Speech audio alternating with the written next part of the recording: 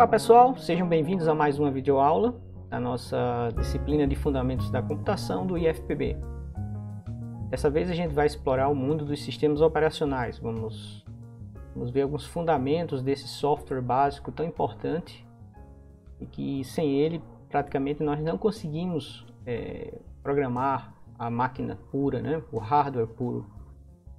Os sistemas operacionais foram inventados na década de 50 e de lá para cá tem evoluído bastante a ponto de facilitar o uso dos computadores para que pessoas leigas sem conhecimento de eletrônica nem de lógica binária possam utilizá-lo, né? Essa revolução começou nos anos 80 com a invenção do computador pessoal, mais especificamente depois da invenção do microprocessador, né? Um processador que reside em uma única pastilha de silício, permitindo que computadores pessoais pudessem atingir preços acessíveis à maioria das pessoas comuns.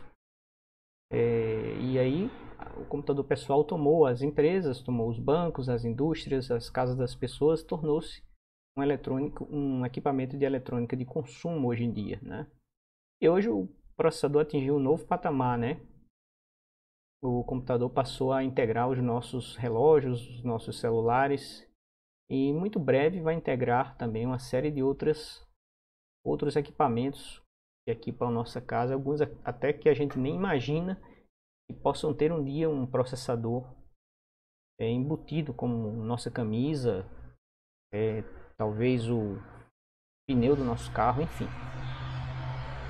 Então a gente vai começar falando sobre sistemas operacionais. Vamos entender qual é o papel do sistema operacional. Vamos ver quais são as partes em que os sistemas operacionais se dividem. Isso aí de uma forma muito abrangente, né? Muito inicial, porque trata-se de uma disciplina de fundamentos. E vocês terão a disciplina de sistemas operacionais no curso, onde vão poder explorar com detalhes mais aprofundados cada um desses elementos que constituem um sistema operacional. E por final, a gente vai aprender a usar alguns comandos do sistema operacional muito famoso, que é o Linux. O Linux que derivou do Unix, que derivou do Multics, e começou a ser desenvolvido lá na década de 40 e 50 para equipar os mainframes. Naquela época, cada computador, cada fabricante de hardware fabricava seu próprio sistema operacional. E aí veio a ideia de fazer um sistema operacional que fosse único, que pudesse rodar em várias arquiteturas diferentes de processadores, né? Foi aí que surgiu o Unix. O Unix foi inventado por Ken Thompson e Dennis Ritchie, os verdadeiros heróis da área de sistemas operacionais. Antes dele teve também um senhor chamado, que tem até um nome latino, lá na Califórnia, que foi quem concebeu a ideia de um sistema multitarefa, que é o que nós temos hoje em dia nos nossos sistemas operacionais, né? Nós abrimos vários aplicativos no sistema operacional e todos eles dão a impressão para a gente que estão funcionando em paralelo. Isso é graças ao time sharing que o sistema operacional é capaz de fazer entre os vários processos que estão na memória simultaneamente. Tá? Então, sem mais delongas, vamos apresentar aqui alguns slides e em seguida partimos para alguns comandos da shell do Linux. Então, vamos ver alguns conceitos básicos de sistemas operacionais, né? O primeiro conceito básico é o que é um sistema operacional, né? Existe hoje em dia, não, já faz algum tempo, né? No ramo de software, a divisão do software em dois tipos de software, os chamados softwares básicos e os softwares aplicativos. Os softwares básicos são aqueles que lidam diretamente com hardware, sem os quais a nossa programação do computador seria muito mais difícil, porque a gente teria que entender de cada um dos processadores que fossem lançados pela indústria.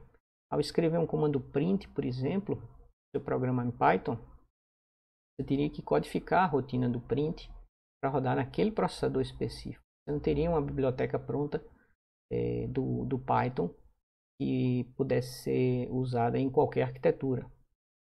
Você teria que fazer o controle do HD, você teria que fazer o controle dos dispositivos periféricos diversos, você teria que fazer o controle da memória. Se você quisesse que mais de um processo estivesse presente na memória simultaneamente, você teria que ter o controle de que um processo não invadisse a área de memória do outro, por exemplo. Então tudo isso ficaria a cargo do programador.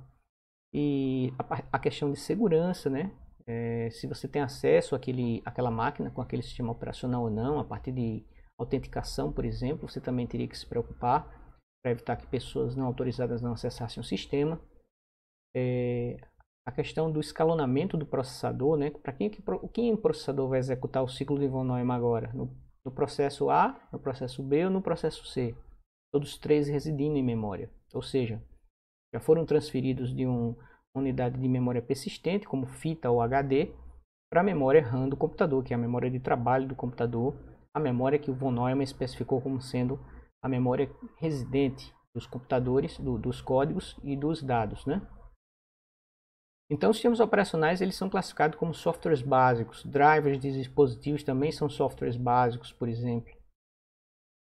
Geralmente eles acompanham os sistemas operacionais, ou você pode fazer uma adição no seu sistema operacional adicionando um driver novo, por exemplo, de um fabricante que não é necessariamente o fabricante do sistema operacional.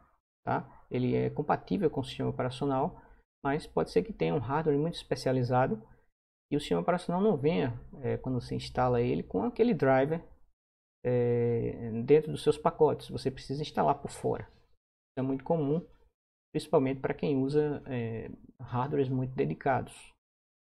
E contrapondo ao software básico, nós temos os softwares aplicativos, que são os softwares que nós utilizamos, né?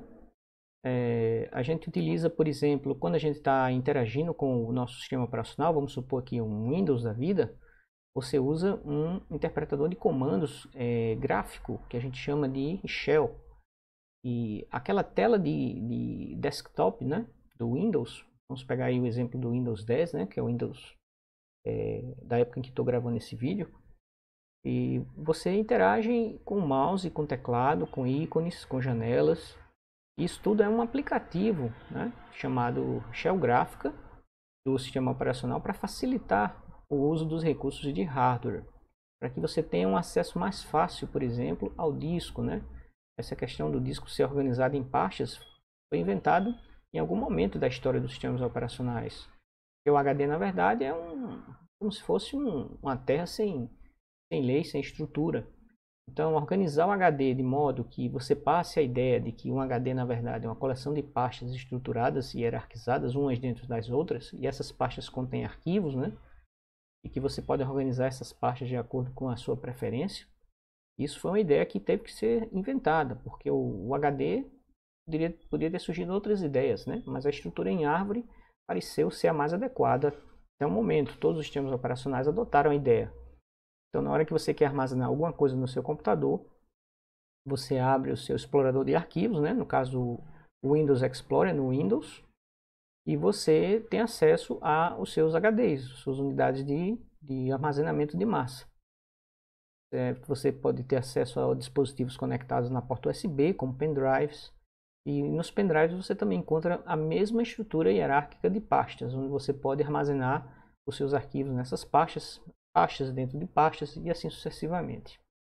Então, isso tudo, essa ideia de que o sistema operacional é fácil de usar, é porque existe um aplicativo faz parte do sistema operacional chamado de shell do sistema operacional, que é a interface do sistema operacional com o usuário do sistema. Essa shell nem sempre foi gráfica e com janelas e menus e colorida. Ela já foi uma tela preta com letras verdes ou âmbar e que ficava com um cursor piscando lá no sinal de pronto, esperando que você digitasse algum comando. Então, depois que o sistema operacional é carregado na memória, né, um processo chamado de bootstrap, você teria que saber os comandos do sistema operacional para fazer alguma coisa útil com aquele sistema operacional.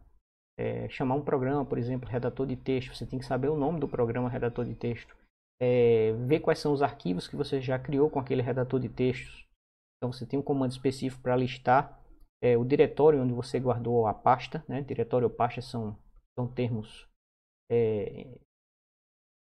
comuns aqui agora nesse vídeo, tá?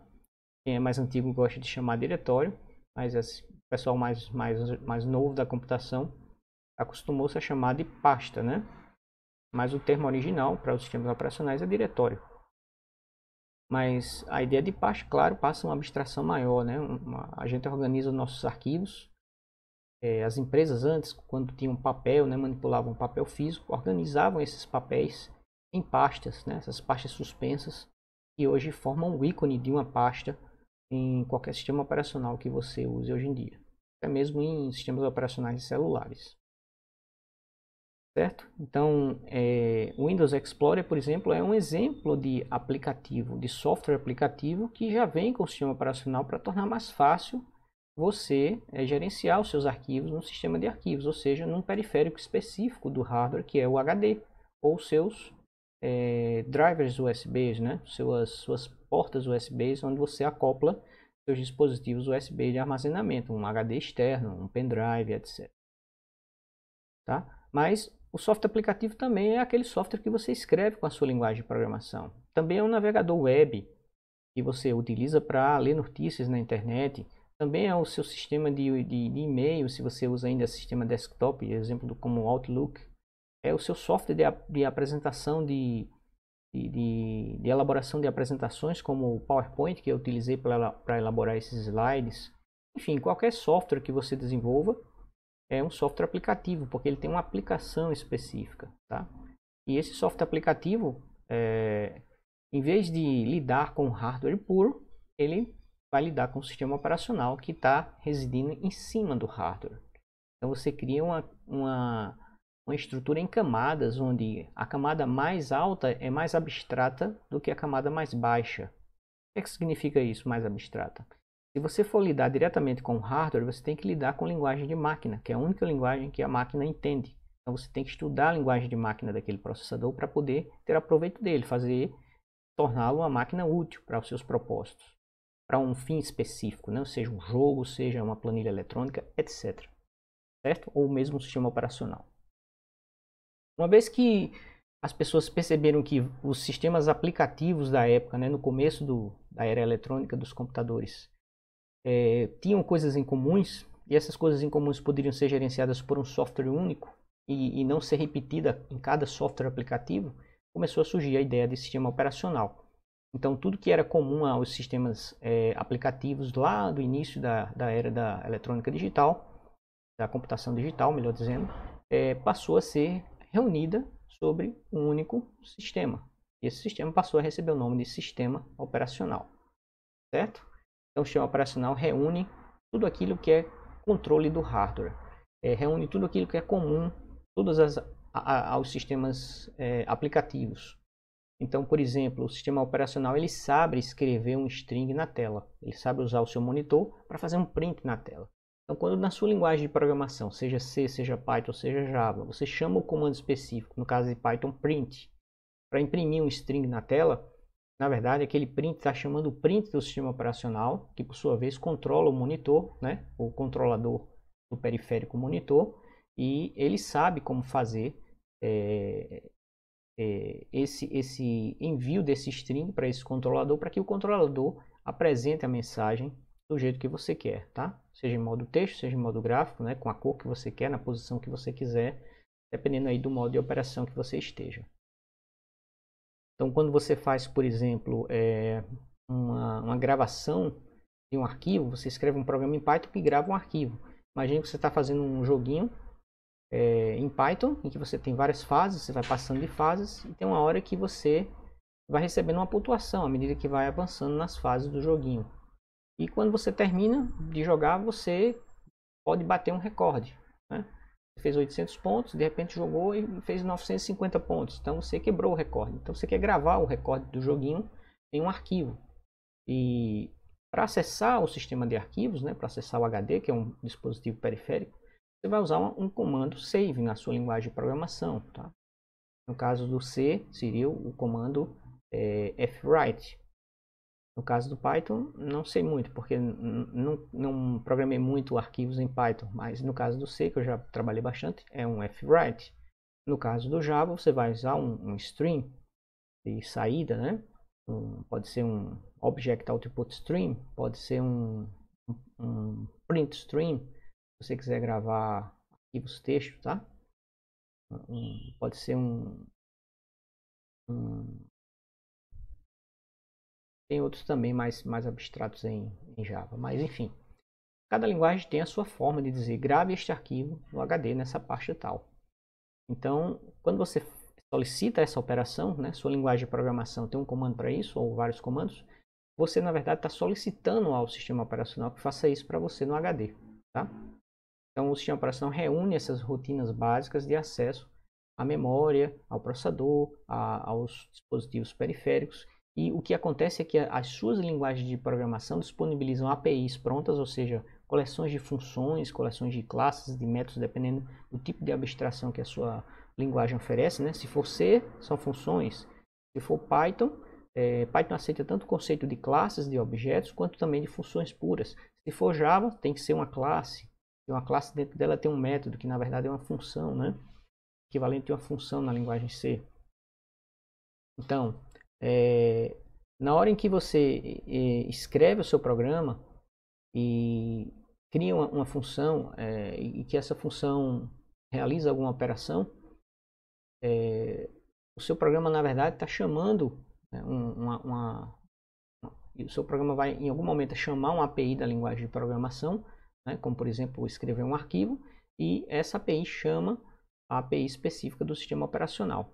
Certo? Então toda linguagem de programação ela vem com a API, peguei agora o fio da meada onde eu estava, vem com a API, que é um conjunto de abstrações, no caso de C um conjunto de funções, no caso de Java um conjunto de classes, e essas classes na verdade quando você as chama, ela na verdade está chamando chamados system calls do sistema operacional. São pontos em que o sistema operacional se conecta com as linguagens de programação para que a linguagem de programação possa pedir ao sistema operacional, olha, imprima isso aí na tela, olha, por favor, grave esse arquivo aqui na pasta tal, por favor, leia esse arquivo, né? Envie esse arquivo pela porta USB para gravar lá no pendrive. Então, existe uma série de funções básicas que o sistema operacional possui e é como se fosse canos por onde você conecta os canos da sua linguagem de programação no sistema operacional, certo? Então, na verdade, quando você dá um print no Python, o seu print não está sendo executado diretamente no hardware. Em algum momento ele vai ser executado diretamente no hardware, mas ele passa pelo sistema operacional. Porque o sistema operacional, inclusive, tem que verificar se você tem permissão para fazer essa operação, certo? Então, essas questões de segurança, de autenticação, né, essa questão de APIs de programação, tudo isso está definido no sistema operacional. Então, vamos à definição, sem mais delongas. O sistema operacional é um software que atua como gerenciador dos recursos de hardware, atuando como uma interface entre o hardware e os demais programas e usuários de um sistema computacional. Tá? Então, ele gerencia os recursos de hardware. Quando você liga a máquina, lembrem-se, a máquina está nua e crua. Não existe nada, não existe nenhum programa na memória. Não existe um programinha que vai lá e carrega o sistema operacional na memória. A partir do momento que o sistema operacional está carregado na memória, ele gerencia os recursos da máquina. Ele define quem é que vai utilizar e quem é que pode utilizar ou não determinado recurso. Né? Você pode utilizar aquela área do HD, você não já ultrapassou a sua cota de espaço no HD, né? Você já se logou, você já se apresentou ao sistema operacional para eu saber quem é você e com isso saber que direitos você tem para realizar determinadas operações aqui dentro. Então o sistema operacional ele faz esse gerenciamento de todos os recursos do hardware. Tá? Ele atua como se fosse o gerente, o xerife, que todo mundo precisa ter para organizar determinados elementos que são compartilhados. Né? A partir do momento, no começo, quando cada computador executava um único programa de cada vez, então esse programa, ele e o sistema operacional eram uma coisa só, certo? Ele era, ao mesmo tempo, software básico e software aplicativo. Assim eram os primeiros programas dos primeiros mainframes, dos primeiros computadores digitais. Só com a ideia e o aprimoramento e a invenção realmente do primeiro sistema operacional é que você teve essa divisão agora de software básico para software aplicativo. Então, coube ao sistema operacional a tarefa de gerenciar o hardware, para que inclusive ficasse mais fácil para os programadores de linguagem de alto nível escreverem aplicações para aquele sistema operacional e para aquele hardware. Então hoje a gente quando escreve um programa, um aplicativo, a gente escreve para aquele hardware e para aquele sistema operacional. Tá? Uma simbiose bem forte aí entre o hardware e o sistema operacional, de modo que você não escreve um programa que roda, por exemplo, Em alguns casos, sim, mas na maioria das vezes você não vai pegar um programa C que roda para Linux, né, e para um determinado processador. Esse programa ele vai ter que ser recompilado para rodar no Windows em outro processador Y. Tá? Pelo menos recompilado. É possível até que você tenha que fazer modificações, porque os system calls do sistema operacional Windows podem ser diferentes do Linux. Então você pode ter que mexer no seu código. Imagine se o seu código seja um jogo. Então você vai ter que, no mínimo, reze para que você tenha que, no mínimo, recompilar apenas esse jogo. Ou então você vai ter que mexer no código-fonte do jogo para ele poder se adaptar àquele novo sistema operacional, àquele novo hardware. Certo? Então as linguagens de programação nasceram com esse propósito. Você escreve o programa uma única vez e recompila para várias configurações de SO e hardware.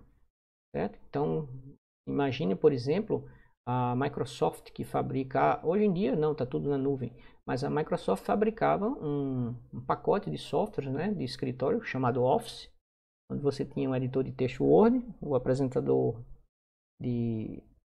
o sistema de fazer apresentações, o PowerPoint, e a planilha eletrônica Excel. Na minha opinião, a melhor planilha já fabricada até hoje.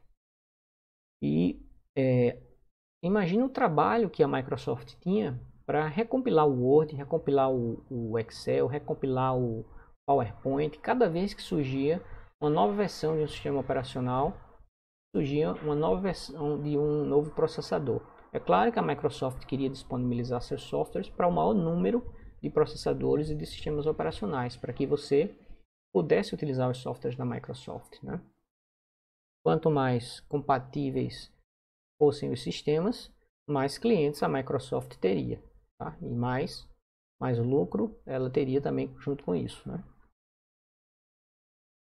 Então a gente tem essa figura aqui que mostra basicamente o papel aí intermediário entre o sistema operacional e o hardware, né?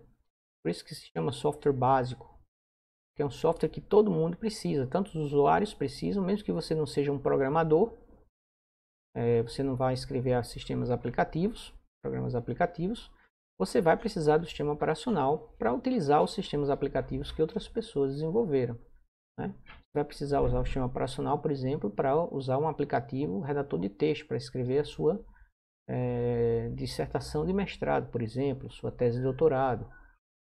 Então você não vai necessariamente escrever um software, mas você vai precisar usar o sistema operacional para fazer suas experiências usando um software de simulação matemática.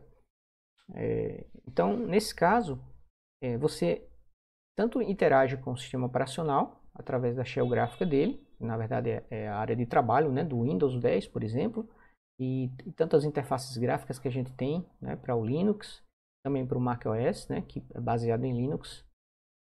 E você tem os softwares aplicativos, que são softwares que você escreve para determinadas aplicações específicas, né? Planilhas eletrônicas, redatores de texto, um software que você implementou para otimizar a indústria ou comércio de um parente seu, né? Escreveu um software para automatizar a farmácia lá do seu tio, né? Ou implementou um sistema para fazer a gestão da fazenda lá do seu primo. Então você tem um software aplicativo dedicado, né? Você pode ter vários tipos também de softwares aplicativos, chamados softwares específicos, em que você é contratado para desenvolver um software aplicativo, e aí somente aquele software ele é feito especificamente para aquele cliente, e você tem o chamado software de prateleira, né? A analogia que eu faço com esses dois tipos de software de prateleira e um software específico contratado, é o de um alfaiate, que é contratado para fazer um terno para você, e aí ele vai medir, vai fazer suas medidas, o terno vai ter um caimento excelente em você, vai ser feito sob medida, então não tem como, se o alfaiate for bom, não tem como o terno sair ruim, né, ficar ruim em você. E outra coisa é você ir numa loja, uma loja comum que vende ternos, e você comprar um terno que tem uma medida padrão, mais ou menos padrão. Então se você não está dentro daquele padrão de altura, de largura, de peso, você vai ter dificuldades, você vai ter que contratar alguém para customizar aquele terno para você, ou então vai usar do jeito que tiver, tá? Então o Word, por exemplo, a Microsoft faz muitas pesquisas para saber o que tem em comum entre as várias pessoas que precisam escrever um texto. Então, à medida que o tempo foi passando, o Word foi evoluindo, foi ganhando novas funcionalidades, É provável que no começo o Word, por exemplo, não tivesse inserção de tabelas. É provável que no começo o Word não gerasse o índice automaticamente no documento. É provável que o índice remissivo do Word não fosse gerado automaticamente, que você não pudesse importar uma equação, por exemplo, de um software de equação dentro do Word. Né? E aí, à medida que o Word foi evoluindo, foi sendo usado em outras áreas, que não apenas redação de texto básico, né? De literatura, né? Foi usado, por exemplo, em textos da área científica, que precisa conter equações, que precisa conter gráficos incluídos dentro do texto. O Word foi sendo aprimorado a ponto de chegar a uma etapa na sequência de versões do Word em que ele é hoje um software completo, né? Então, qualquer tipo de texto que você queira escrever, você vai encontrar alguma função no Word que atenda às suas expectativas. É claro que o software também ficou mais complexo e, obviamente, mais caro. Mas muitas vezes você não acha um software de prateleira que atenda às suas necessidades. Você vai ter que contratar um especialista para desenvolver esses softwares, né? E hoje em dia, por exemplo, a tendência é você procurar por pessoas que entendam de data science, de inteligência artificial, pessoas que tenham essas habilidades, né? Esses skills para desenvolver softwares que sejam específicos para determinadas funções de algumas empresas, de bancos, de lojas de varejo, etc. Daqui a algum tempo, quem sabe, você não já vai ter também softwares de inteligência artificial de prateleira. Então, você vai comprar aí um software de reconhecimento de faces. Então, pode comprar uma biblioteca de reconhecimento de faces, você pode comprar uma biblioteca de interpretação de textos em português, de linguagem natural, né? Que leia um texto e entenda o que é que está sendo escrito naquele texto, saiba que estilo de texto é aquele, consiga responder perguntas sobre o texto, enfim. Algo que uma pessoa humana faria, por exemplo. Tá? Então, são áreas aí de bastante futuro, essas áreas que envolvem tratamento de grande volume de dados, né? Data Science, e a parte de inteligência artificial, de Machine Learning, em que você escreve programas que aprendem um determinado padrão, que aprendem a aprender. Não, você não escreve um algoritmo específico, você não tem um algoritmo para resolver aquele problema, você escreve um programa em que você treina esse programa para aprender determinados padrões. Bem, então, nós já falamos sobre isso, mas só para relembrar, quando a gente liga a máquina, o hardware ele tá nu, ele não tem nada, ele não tem nenhum software. Então é preciso carregar algum software na memória de trabalho, a RAM, para que a máquina seja útil, para que você possa interagir com os dispositivos periféricos, né? E você possa usar a máquina, seja para programar, seja para usar ela como um utilizador final, né? Não um programador, mas um usuário comum, vamos chamar assim. Então existe um programinha chamado Bootstrap, que já vem gravado na ROM, né? Da arquitetura de von Neumann a gente viu que você pode ter diversos tipos de memória. A RAM é uma memória de trabalho rápida, ela é volátil, e a ROM é uma memória de apenas leitura. Então você não tem como alterar a ROM. Bem que hoje em dia as ROMs dos computadores são, na verdade, E2PROMs. São ROMs que podem ser reescritas através de pulsos elétricos, né? A E2PROM significa ROM programável e apagável eletricamente. Então, através de vários comandos elétricos que você envia para o chip, ele pode substituir o programa que vem de fábrica, já gravado nele, por outro. Você pode baixar da internet, por exemplo, né? O que o próprio computador detecte que a BIOS dele, né? Que é o programa que reside na ROM, está desatualizada, e já faça uma atualização pela internet dessa BIOS. Muito cuidado com isso. Você precisa ter sempre o computador ligado na tomada, porque se tiver algum problema durante essa atualização, a sua BIOS pode ficar comprometida, a sua ROM pode ficar gravada pela metade, vamos dizer. Então o computador ele não vai mais ligar. Você vai ter que ir para uma assistência técnica, solicitar que alguém, através de um dispositivo específico, reprograme a sua ROM, a sua E2PROM, na verdade, né? Então, o programa Bootstrap ele reside em ROM. Então, assim que você liga a máquina, ela já sabe que ela vai começar a executar o ciclo de von Neumann a partir de um determinado endereço prefixado, predefinido no hardware, e geralmente esse endereço está exatamente na ROM.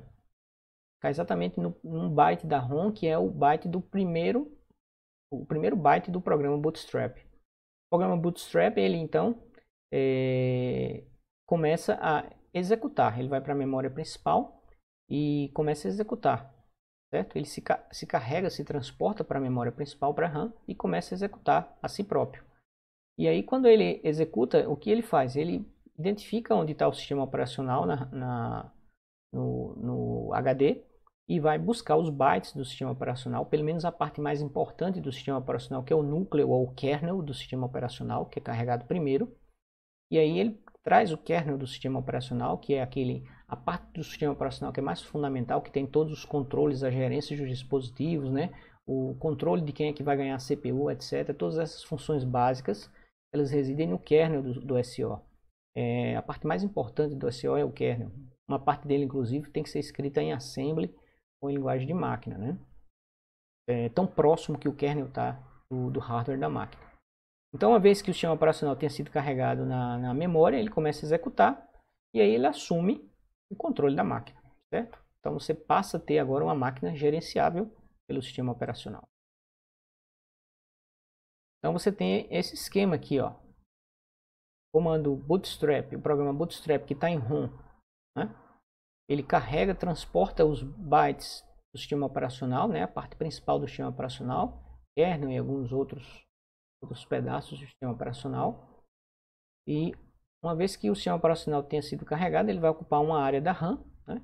A outra área vai ficar livre para você executar os seus programas, ou o próprio sistema operacional executar programas dele, né?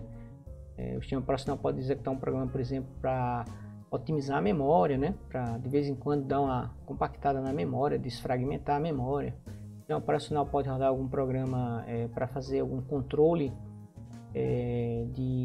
por exemplo, de invasão, com controle de antivírus, enfim, algum tipo de e controles internos do próprio sistema operacional. Então, o kernel do sistema operacional é um pedaço dele, mas pode ser que outros pedaços do sistema operacional ocupem essa área livre aqui.